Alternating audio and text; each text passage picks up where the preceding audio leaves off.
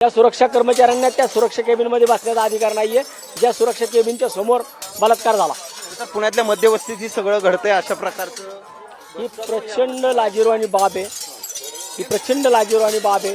त्या गोष्टी शिवसेना म्हणून आम्ही कधीच सहन करणार नाही, म्हणून आम्ही त्या सुरक्षा कर्मचाऱ्यांना तिथं बसायचा अधिकार नाही म्हणून ते केबिन फोडून टाकलं। नेते मंडळी येतात, भेटून जातात किंवा प्रत्येक वेळेस अशा घटना घडतात आणि सगळं परत परत होतंय। ह्याला एकदाच चाप बसला पाहिजे, या सगळ्या विषयाला एकदाच चाप बसला पाहिजे।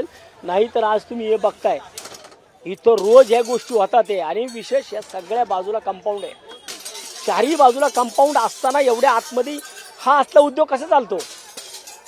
म्हणजे एक विषय तिथं बाहेर आला, आज इथं शेकडोनी विषय चालू आहेत रोजचे। या गोष्टीला जबाबदार सुरक्षा कर्मचारी आहेत। सुरक्षा कर्मचारी मात्र नेते मंडळी किंवा पुण्याच्या सुरक्षेच्या बाबतीतच एक आता प्रश्न निर्माण झाला। नुसती भाषणं करून चालणार नाही, तर ह्या लोकांना योग्य वेळी योग्य शासन दिलं पाहिजे। शिवसेना म्हणून आम्हाला ज्यांना जी भाषा कळती त्यांना त्या भाषेत आम्ही कळवतो, सांगतो।